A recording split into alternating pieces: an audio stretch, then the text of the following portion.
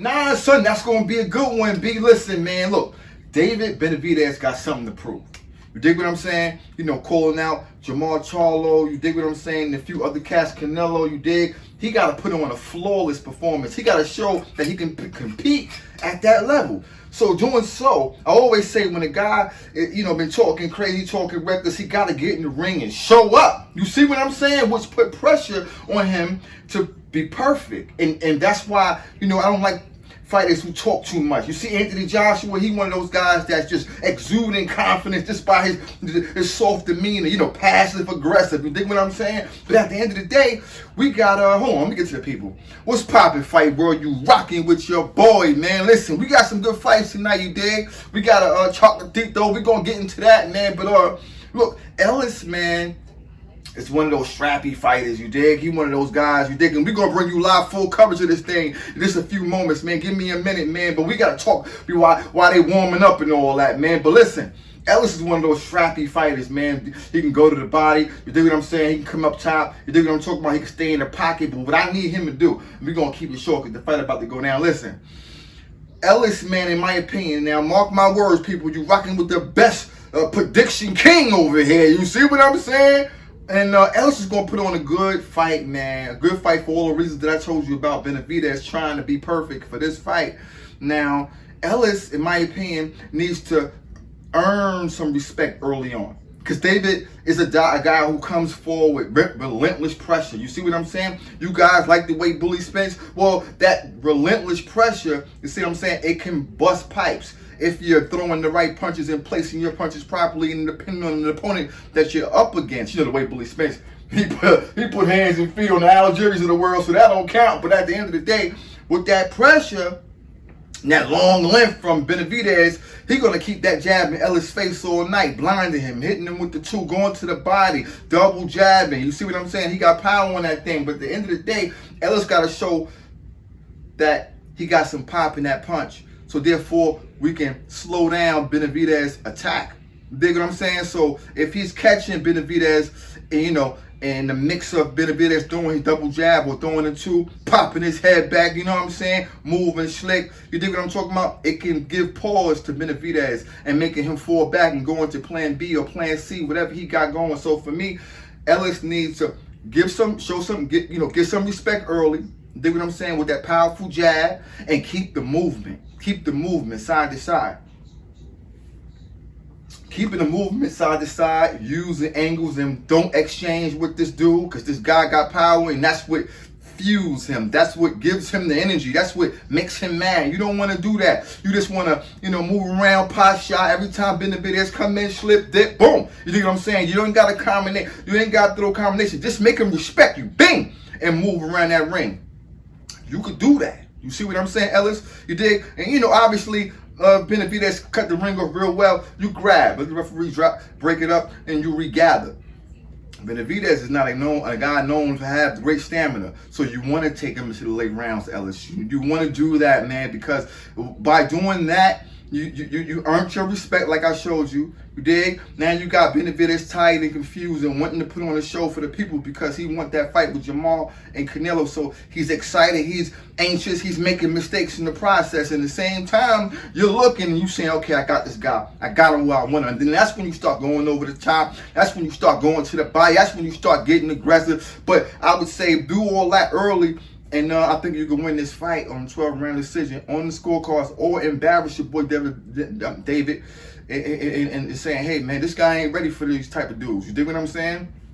For me, I think it's doable because he's a strappy type of fighter, man. I really like Ellis, man. He's one of those dudes that's a B-level opponent that get in the ring and shake it out. Now, at the end of the day, Benavidez, if he want to show out and show up, what he needs to do is do what I said do, which is what he does, relentless pressure, right?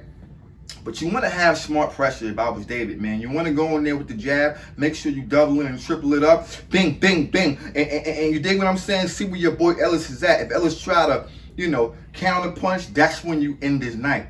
When he counter punch in the mixer, you throwing your double jab, triple jab, you end this night with the two. Then come back with the uppercut, bing, and you come back with the two, bing, and you see what I'm saying? And you know he can roll off those combinations, those combinations because he's tall, he's long, and he's lengthy. One thing Ellis got to worry about is getting out of the pocket, exchanging with your boy Benavidez. If you get lucky in an exchange, you got to worry about getting out of the pocket. See, Benavidez is great with catching guys with a hook or a straight as they leave the pocket, as they try to evade what they got they work in. Oh, you got your work in. Ooh, bang! You dig what I'm saying? Because he's long and he's lengthy, so we got to watch out for that as well, man. But look, relentless pressure from David Benavidez. Smart pressure. Use the jab. Go to the body. Show that your length and your height is a problem for Jamal. It's a problem for your boy Canelo. And then, you want to knock out by the 7th round. You want to get this guy up out of here. Then you want to stream what's shaking, what's good. CBT told me what to do. This is what it is. You see me?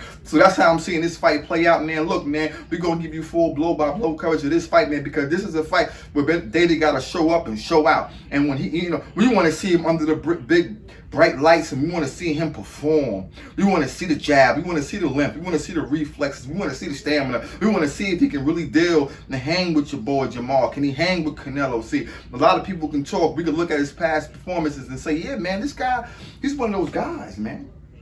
But at the end of the day, we got to see him in action. We got to see perfection. We got to see that his length matter, his height matter. Do we keep his chin exposed as his combination throwing? We got to see all these little things, people. See, I'm a boxing fan. I look at everything. A win is a win.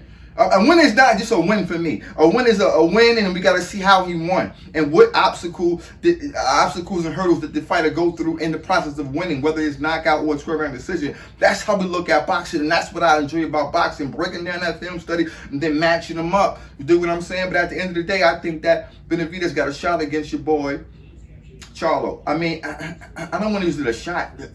Look, I'm not a big fan of Charlo, the big Charlo. I think, I like young Charlo because he's willing to get in the ring, and he showed that through adversity he's willing to step in the fire. He don't back off of his game plan. And although I don't like his game plan because he got that cocksucker Derrick James behind him giving him false information, but he's still willing to exchange and throw that power, and his power is strong late. You got to respect that. But Jamal Charlo, for me, man, he's a clunk of a guy. He's very bulky. He's very sloppy, in my opinion. I think that a guy that got movement, a guy that got length like Benavidez can smoke this guy straight out. You dig what I'm saying? But when you deal with Canelo, good God. When you're dealing with Canelo, it's a different type of beast. We got to see if he can deal with the speed and the athleticism and the body shots of a Canelo. That's a different story from a different day, man. But at the end of the day, man, we're going to come back with the Chocolatito, man. But we're going to bring you full live coverage of this fight. Go to the next video. You rocking with your boy CBT. Holla at me. To be legendary in the city where fucking up is hereditary. Father and son, nah, I'm watching my daughter. I ordered that Nordica that I bought her, but it didn't help with the Katrina waters. Young Mordred had my dreams slaughtered. As a teen, the fiends helped my self-esteem sorta. Shit, thank the Lord I'm a seller, not a buyer. Bagging up soft white, off-white like Mariah. Tired, but smart as the whip. In the home cell, no deodorant, that was awkward as shit. Feeling like my dreams 106 Park is a myth. I mean, I'm awesome and shit, but who gon' market a pimp? I split my soul in these rap niggas, call it a diss. Watching the game change, make me calling it quits. But Lord knows it's a lonely road, bartering bricks with niggas in the hood shooting like JR from the neck. I bet you whatever, I've been legendary. Yeah. New media, new perspective. This is what new media look like. This is what new media look like. It's all about casual boxing talk. Just when you thought you had to figure new media, new perspective, casual boxing talk.